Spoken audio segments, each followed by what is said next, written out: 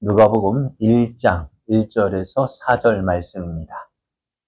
우리 중에 이루어진 사실에 대하여 처음부터 목격자와 말씀의 일꾼 된 자들이 전하여 준 그대로 내력을 저술하려고 붓을 든 사람이 많은지라. 그 모든 일을 근원부터 자세히 미루어 살핀 나도 데오빌로 각하에게 차례대로 써 보내는 것이 좋은 줄 알았노니 이는 각하가 알고 있는 바를 더 확실하게 하려 함이로라. 아멘. 할렐루야. 하나님의 크신 사랑이 하나님을 기뻐하여 예배의 자리에 함께하는 여러분에게 충만하게 임하기를 예수님의 이름으로 축복합니다. 옆에 계신 분과 함께 인사할 때 은혜 받기 좋은 날입니다. 성도님이 함께하니 은혜가 넘칩니다. 네. 뭐 그리 웃을까요? 소녀 같은 웃음소리가. 네. 네, 이제 이번 주부터 이제 하반기라고 이야기를 하죠. 전반기 어떻게 잘 보내셨습니까? 어떻게 보내셨어요? 잘 보내고 있었습니다. 네, 지난 6개월 동안 오후 예배 때는 작년에는 어렵고 딱딱한 교리 신학적인 것을 하다가 지난 전반기 오후에는 내가 믿는 하나님 어떤 하나님인지에 대해서 말씀을 나누었는데요. 기억나시는 게 있을까요? 있을까요? 어떤 하나님일까요? 내가 믿는 하나님은 하면서 24주 동안 이야기를 했는데 기억나는 거 이제 지난주에 고등학교 씨가 기말고사를 쳤다 하거든요. 한번 쳐볼까요? 24가지 중에서 기억나는 것만 써보십시오 하면은 하나에 4점씩 5점씩 4점씩 하면은 몇 점이나 맞을까? 참 시험 보면은 참 그래요. 첫 번째는 누구를 시험하느냐? 공부한 사람을 공부한 학생이 얼마나 잘 배웠느냐 하는 시험도 되지만은 한편으로는 가르친 사람이 얼마나 잘 가르쳤느냐 하는 것을 평가하는 것이기도 해요. 그래서 6개월 동안 오후 예배 때 내가 믿는 하나님 어떻게 들었는지 물어보면은 그래 제가 평가받을 그러니까 제가 그 얘기 하려고 하잖아요. 그 얘기 하려고 하잖아요. 내가 못 가르쳐 줬으니까 기억나는 게 없겠다 하는 생각도 들고 예? 예, 그렇구나. 예, 그래서 하는 말이 잘못 가르쳤으니까 나중에 다시 한번 더 가르쳐도 되겠다는 생각도 들고요. 참 저희 아내가 참 고민되는 게 있어요. 매일같이. 그래서 매일 3끼 먹을 때는 얼마나 고민됐었겠지만 요즘엔 3식이 아니고 2식이거든요. 2끼 밥 먹는 것도 뭘 차려줄까 고민이에요. 뭐 먹을래? 뭐 먹을래?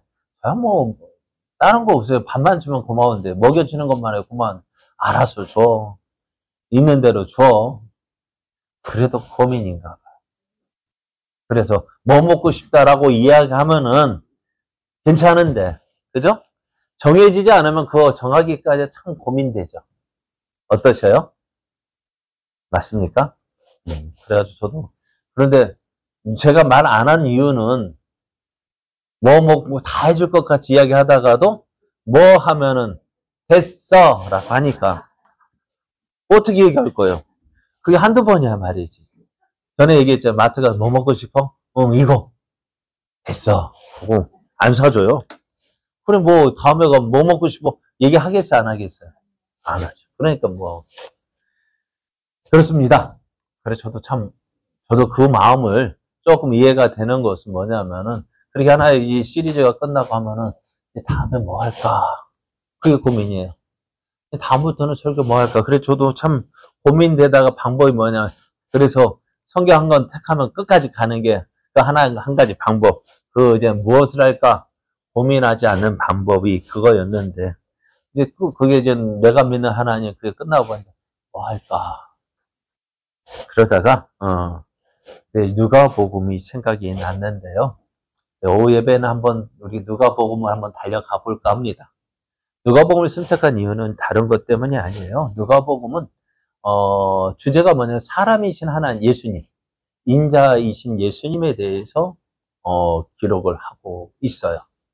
그러니까 사람이신 예수님, 그 뒤에 가서 얘기할게요. 누가복음은 누구를 위해서 기록했냐면은 누가복음은 유대인이 아닌 이방인 누가에 의해서 기록이 되어졌습니다. 마태복음 누가 썼을까요? 마태가 썼겠죠. 마태는 누구일까요? 예수님의 제자 유대인이었고요. 마가복음은요? 마가는 누구일까요? 예수님의 제자 중에 마가가 있을까요? 마가 다락방. 그러니까 그 마가 다락방의 그 마가, 그러니까 베드로의 제자, 그리고 또 베드로 그 제자고 또 누구죠? 저기 바나바의 조카, 그 마가라고 이야기할 수가 있어요. 그러니까 이 마가도 유대인에서 기록이 되어졌고요. 요한은 좀 신학적인 문제가 신학적으로 썼기 때문에 좀 많이 생각해 봐야 되기도 합니다. 근데 이 누가는 어떤 사람이었냐면은 사도 바울과 같이요. 사도 바울의 일행일 수도 있어요. 사도 바울과 같이 전도 여행을 했던 사람, 의사로 사도행전을 기록하기도 했는데요.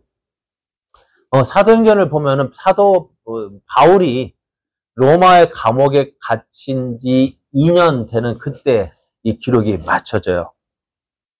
그러니까 사도 바울이 순교하는 그 모습이 기록되어지지 않았죠. 그러니까 이것을 보면은 사도행전은 누가복음이 1편이라 한다면은 사도행전은 2편이라고 할 수 있어요. 누가복음을 기록한 누가가 누가복음을 기록하고 누가복음은 어떤 예수님께서 태어나심부터 십자가 죽으심과 부활까지를 기록했다 한다면은 사도행전은 예수님께서 부활하신 이후에 승천하시고 이제 제자들이 어떻게 복음을 전해졌는지를 기록하고 있습니다. 그러니까 누가복음하고 사도행전은 하나의 연속된 드라마, 연속극이라 할 수 있을 수가 있는데요. 그러면은 사도행전이 기록되어진 것을 보면은 사도행전이 기록되기 이전에 누가복음이 기록되어졌고 또 누가복음의 기록을 보면은 예루살렘이 멸망한 것이 72년 3년에 예루살렘이 함락이 되어졌어요. 그런데 누가복음에는 그런 이야기가 없는 것을 보면은 언제냐? 70년 이전에 기록된 것으로 보게 되어져요. 그래서 누가복음은 주후 58년부터 62년 사이에 기록된 것으로 보고 있습니다. 그러니까 예수님께서 오늘 58년에서 62년이면은 어떤 사이일까요? 예수님께서 예수님이 사역을 마치신 지 얼마 되지 않았다는 거죠. 그러니까 그래서 이 복음서에는 무엇이 기록되어져 있냐면은 예수님의 성육신, 그리고 예수님의 생애, 예수님의 사역, 그리고 예수님의 고난 당하심과 부활을 통해서 이제 예수님께서 하나님의 아들로서 우리를 죄인을 구속하기 위해서 오신 그 구속 사건을 기록하고 있어요. 그런데 참 그렇잖아요. 성경에 왜 마태복음, 마가복음, 누가복음, 요한복음, 왜 복음이 똑같은 복음인데 왜 4가지가 있을까? 그죠? 그렇지 않아요? 다 내용도 어떻게 해요? 비슷해요. 조금씩 다른데 왜 이렇게 4가지를 다 기록해가지고 읽는 사람 입장에서 보면은 그렇잖아요. 같은 이야기를 이렇게 읽기도 하고 읽어보면 같은 내용이고 왜 이렇게 기록했을까 하는 생각이 들지만은요. 그러나 그것을 보면은 마태복음은 마태복음의 그 관점, 마가는 마가의 관점, 누가는 누가의 관점, 요한은 요한의 관점에 따라서 같은 사건을 어떻게 해요? 각각의 눈으로 보고 있다는 거예요. 그렇잖아요. 여러분이 지금 제가 앞에 서 있지만은 여러분이 똑같은 저를 보고 있지만은 어떨까요? 같은 모습을 보고 있을까요? 같은 저를 보고 있지만은 각각 다른 모습으로 보고 있어요. 보는 방향에 따라서 모양이 달라지고요. 또 저를 어떻게 좋아하는 마음으로 보면은 뭐든지 다 좋게 보이지만은 조금 안 좋은 감정이 있으면 어떻게 될까요? 오늘 어떻게 하는가 보자. 뭐 자세가 저래? 뭐야? 위에는 왜 벗었대? 오전 아침에는 입더니만 오후에는 벗었대? 하면 비판적으로 보게 되거든요. 그죠? 저는 감사하게 그렇게 못되긴 안 봐주시니까 제가 감사하긴 한데요. 하다 보면 그렇게 이야기가 되어지는 경우도 있단 말이에요. 그러니까 복음서가 4가지가 있다는 것을 보면은 이 사람이 이런 모습에서 이 사람이 이런 모습에서 각각 다른 모습으로 보이기 때문에 어떻게 보면 하나의 사건을 4가지 방면으로 보기 때문에 어떻게 보면 내 입체적인 모습으로 볼 수가 있어요.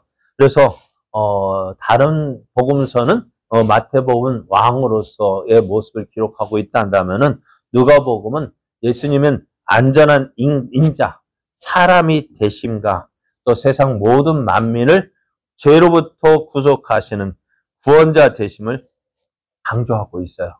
그 마태복음은 누구를 위해 썼냐면 유대인을 위해서 썼고요. 마가복음은 로마에 있는 로마인들을 위해서 썼습니다. 그러면 누가복음은 로마 제국 내에 있는 헬라적 배경을 가진 이방인들을 위해서 썼습니다. 그리고 특히 이 누가복음의 특징이란다면은 이 누가복음은 받는 사람이 정해져 있다는 거예요.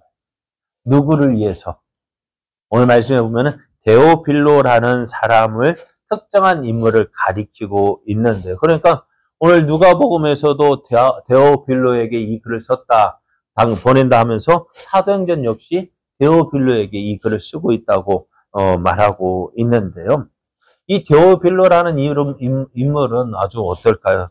다른 사람에게 특별히 이런 사람 드러나지는 않았지만은 어떻게 보면은 당시에 로마 어떤 귀족 출신의 사람이기도 한 방면에 로마 제국 내에 있는 이반 출신 기독교인들의 형편을 대변하는 인물일 것이다 라고 이야기를 합니다. 그래서 누가복음이 기록될 당시에 보면은 전 세계적으로 정치 군사적으로는 로마의 영향을 받고 있고요. 문화와 사상 면에서는요, 헬레니즘의 영향이 절대적인 시대였습니다. 헬라 사람들은 지식과 외모, 덕성 등에 있어 안전한 인간에 대한 공통적인 이상을 가지고 있습니다. 안전한 인간이라는 것이 뭘까? 그래서 같은 헬라적인 배경을 가진 사람, 그리고 인물이었던 누가는요, 예수님께서 이러한 헬라적인 사람, 헬레니즘의 이상적인 사람이 인간의 안전한 모습을 예수님께서 실현하고 있음을 발견했고, 또 그것을 또 예수님 헬라 사람들에게 이야기하기를 원했지만은 단순히 어떻게 헬라 세계 이상적인 인간, 헬라 사상의 그 이상적인 인간만을 제시하는 것이 아니라 예수님은 유일하고 안전한 인간이 될 수 있는 것은 인간의 덕성을 최고로 개발했기 때문이 아니라 예수님이 하나님이시기 때문에 가능하다는 사실을 말해주고 있습니다.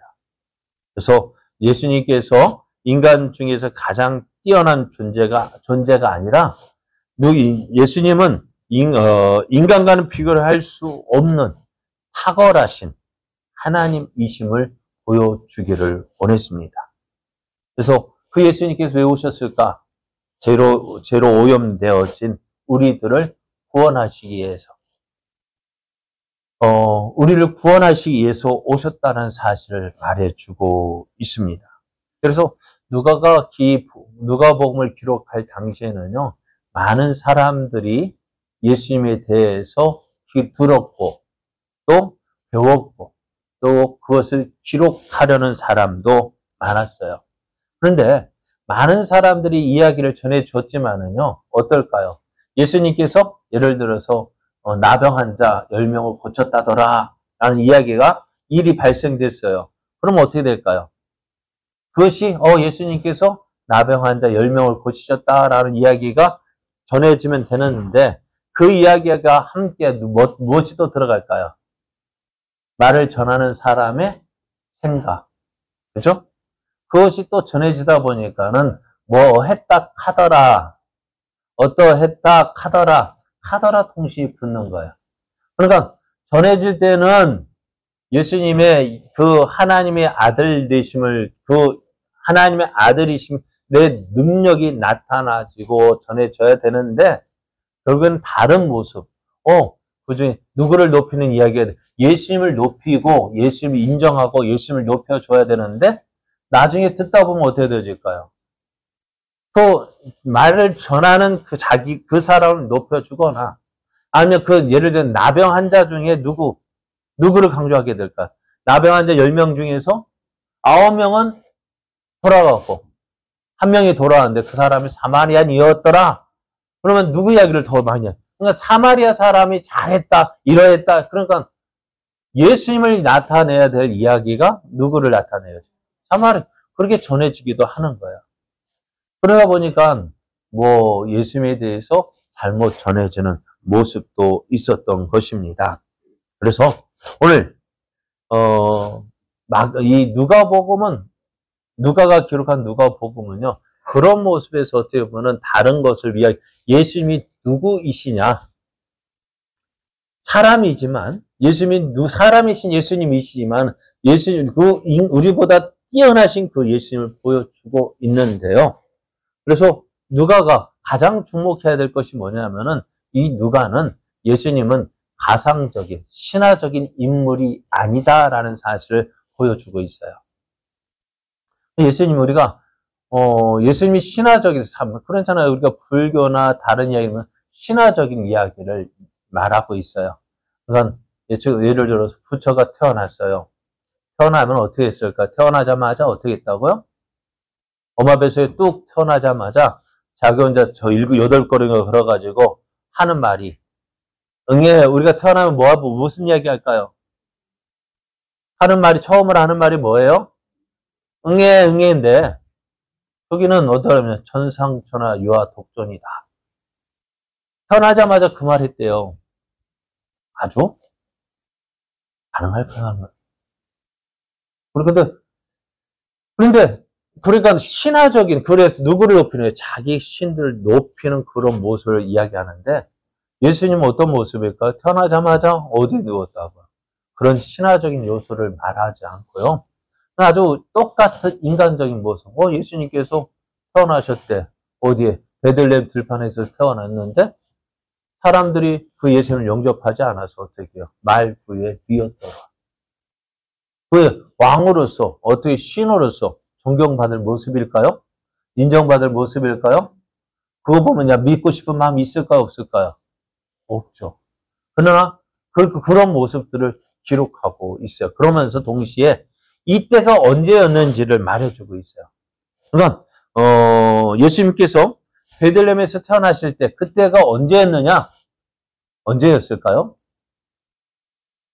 그러나 역사학자들도 이때를 시작으로 잡았어요. 역사의 시작을 이때다. 예수님이 태어나실 때가 이때다. 언제냐? 누가복음 2장 1절에 보면은 그때에 가이사 아구스토가 영을 내려 천하로 다 허적하라 하였으니, 예수님이 태어나신 때가 언제자고요? 가이사 아구스토가 영을 내렸어요. 허정령을 내렸던 때라고 저 구체적인 시기를 말해주고 있습니다. 역사학자들도 역사를 기록할 때 그냥 우리가 역사의 기초가 되는 시작점은 어디일까요? 역사의 시작점은 어디일까요? 언제가 시작일까요? 역사의 시작을 언제로 잡을까요? 역사의 시작은 예수님이 태어나던 때가 시작입니다. 어떻게 해요? 그러니까 기원 전, 기원 후. 그러니까 기원 전이라고 이야기한다면은 언제가 기원일까요? 언제를 예수님이 태어난 그 1년은, 공년은 언제가 되어 예수님이 태어나던 때를 잡은 거예요. 그러니까 기원 전은 예수님이 태어나시기 이전. 그러니까 뭐든지 역사를 보면은 before Christ, BC, 그죠? BC, before Christ, 예수님 태어나기 이전. 그리고 AD, 안 나와도, 그러니까 예수님 오신 이 은혜의 시대 해가지고 어때요? AD로 나뉘어지고 있어요. 그 기준이 어디냐면은 이때요. 그때 가이사 아구스토가 영을 내려 천하로 다 호적하라 한 그때가 어디냐? 그러니까 역사적, 나중에 이제 역사를 기록하다 보면은 이때가 언제인지 잡아야 되잖아요. 그죠? 언제, 몇 년인지 알아야 되잖아요. 그 시작을 어떻게 잡았느냐면은 이것을 기준으로 잡았다고요. 역사를 그런데 뭔가 나중에 조사하다 보니까, 확인하다 보니까는 4년이 비더래요. 그러니까 어떻게 보면 지금 예수님이 우리가 그러니까 주후 2025년이라고 하지만은 4년이 빠졌더래요. 그래서 진짜 역사는 이제 지금부터 4년이 빠져야 된다 하는데 어찌 되었던 역사는요. 예수님이 태어난 그것을 시작하고 거기에 기점을 삼아서 이제 예수님 이전, 예수님 이후를 잡고 있는데요. 그것을 누가 기록하고 있냐면은 누가가 기록하고 있는 그때에 언제 예수님 태어나신 그때 언제 가이사 아구스토가 호정령을 내려서 인구 조사를 하던 그때 태어나셨다. 그리고 누가복음 3장을 보면은 세례 요한이 이제는 사역을 시작하던 때가 언제였는지 이야기합니다. 디베르 황제가 통치한 지 15해, 곧 본디오 빌라도가 유대 총독으로, 헤롯이 갈릴리의 분봉왕으로, 그 동생 빌립이 이드레와 드라고니 지방의 분봉왕으로, 루사니아가 아벨레네의 분봉왕으로, 안나스와 가야바가 대제사장으로 있을 때 하나님의 말씀이 빈들에서 사가랴 아들 요한에게 임하였더라. 언제요? 세례 요한이 언제 사역을 했느냐? 디베르 황제가 통치한 지 15해 되던 때. 그래서 역사적인 기점을 분명하게 이야기해 주고 있습니다. 그러다 보니 어떻게 돼요? 이 누가가 기록한 이 누가복음은 당시 세계사의 배경 속에서 기록을 하고 있다는 것입니다. 그러니까 복음이 누가복음 예수님에 대한 일이요.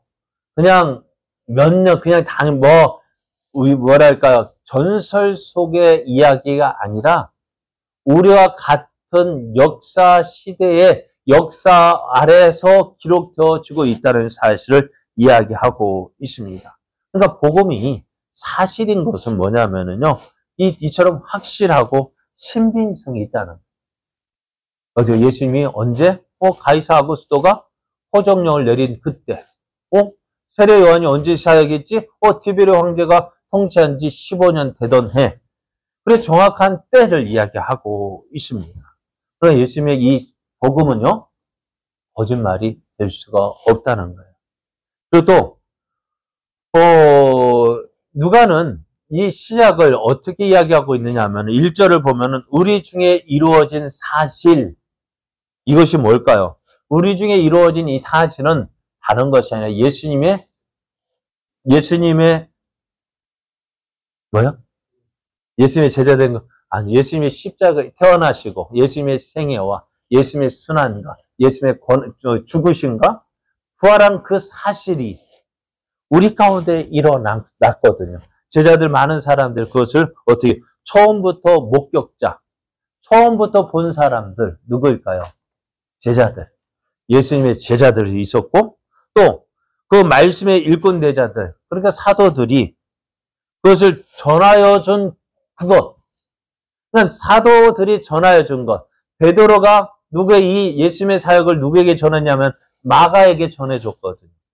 마가가 그것을 듣고 기록한 것이 마가복음이 되어졌고요. 마태는 자기가 본 것을 적었고요. 요한도 어떻게 해요?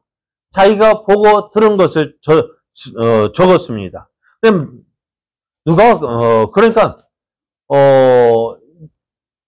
누가도 이렇게 이야기를 합니다. 처음부터 목격자와 말씀에 일꾼된 자들이 전하여 준 그대로 내력을 저술하려고 붓을 든 사람이 많았다.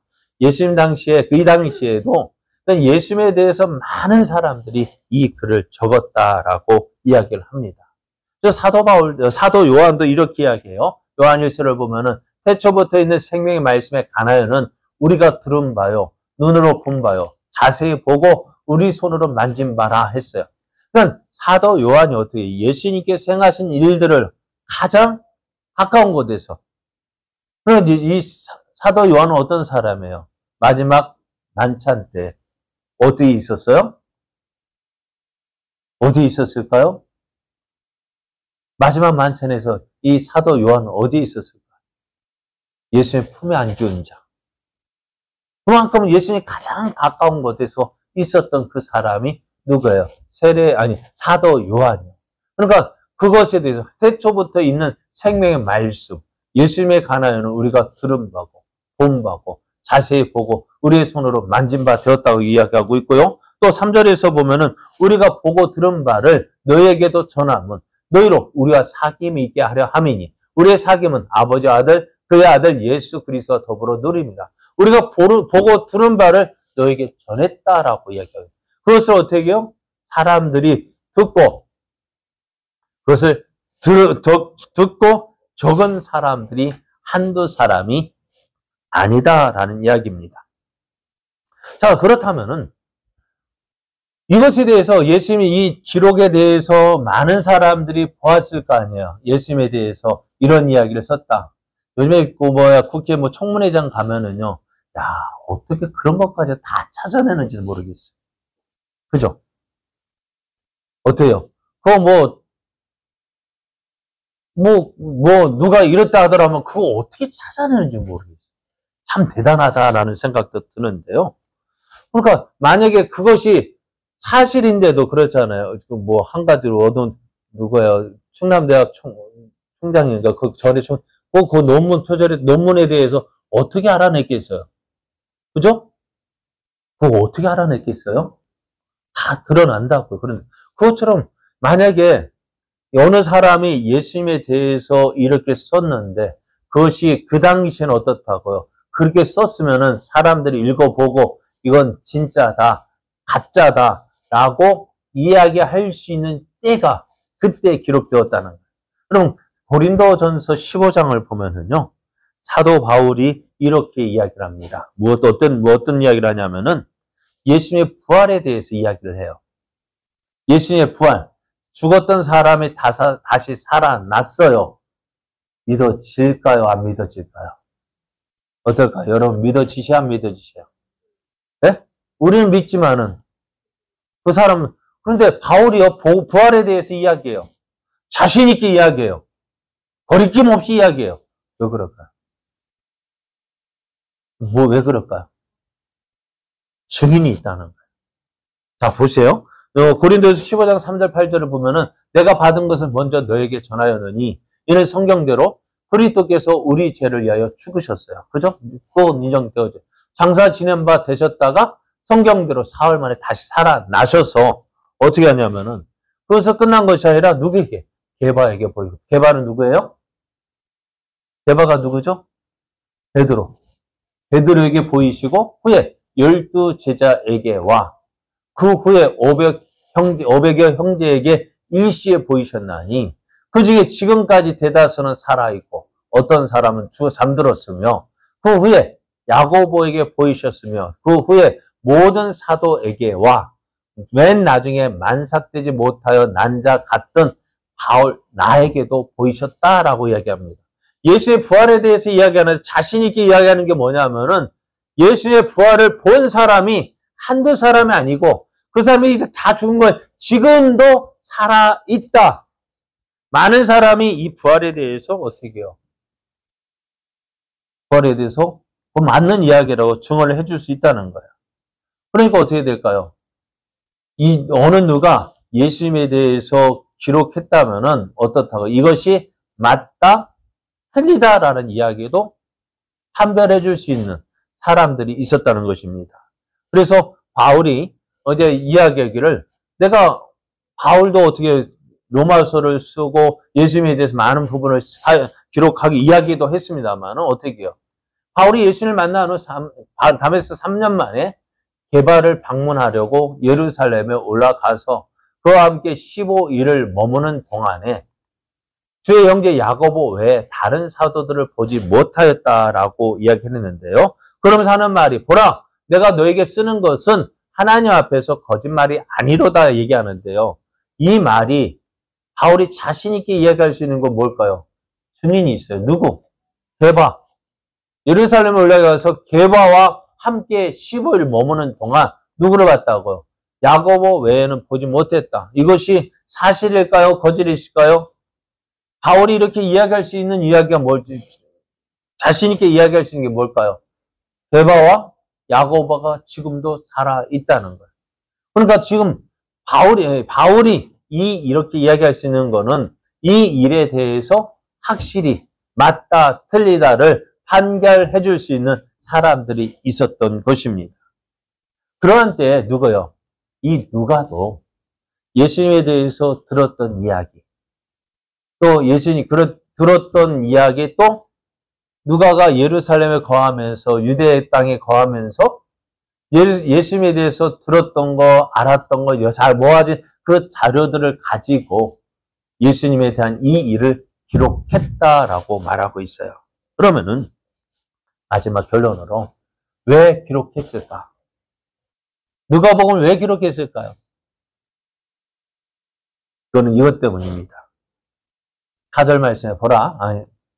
이는 각하가 알고 있는 바를 더 확실하게 하려 함이라 했어요. 데오빌로가 지금 복음을 듣고요. 예수님을 믿었어요. 예수님을 믿고 있는데요. 예수님에 대해서 전체적으로 알지 못하고 있고 드문드문 알고 있는 것입니다. 그러다 보니 어떻게 될까요? 듣고 있는 것이 정말 어떤지 확실하게 알지 못하는. 근데 이 누가복음을 기록한 것은 뭐냐면은 당신이 알고 있는 바를 더 확실하게 하기 위해서 내가 이 누가복음을 당시도 누가복음이라고 하진 않았을 거예요. 이 글을 적었다라고 말하고 있어요. 그러므로 오늘 우리도요. 제가 원하는 것은 이거예요. 우리가 알고 있는 바를 더 확실하게 알기 위해서. 무엇에 대해서? 예수님이 누구이신지 더 확실하게 알기를 원하는. 그래서 누가복음 마칠 때면은 어찌 될까요? 내가 알고 있는 바를, 내가 믿고 있는 바가 더 확실하게 되어질 수 있는. 그래서 우리가 누가복음을 이제 앞으로 생각하면서 예수님이 누구실까? 다른 거 말고요. 예수님은 누구이실까? 누가가 보고 말하고 싶은 건 데오빌로에게 말하고 싶었던 게 뭐예요? 예수님은 이런 분이십니다. 예수님은 이런 분이십니다. 이런 일을 하셨습니다. 예수님에 대해서 우리가 살펴보려고 합니다. 그래서 누가복음을 마칠 때 되면은 어떻게 될까요? 우리가 알고 있는 것, 예수님에 대해서 더 확실하게 알아지는 그 놀라운 역사가 있기를. 그래서 우리의 믿음이 더욱더 성장되어지는 그런 기회가 되기를 원합니다. 그래서 그러면 이제 누가복음에 내가 알고 있는 바를 더 확실하게 하기 위해서 더 어떻게 될까? 그러려면 어떻게 해요? 들어야 되죠. 열심히 듣고 우리 한번 생각해보고 우리 하나님의 은혜를 누리기를 원합니다.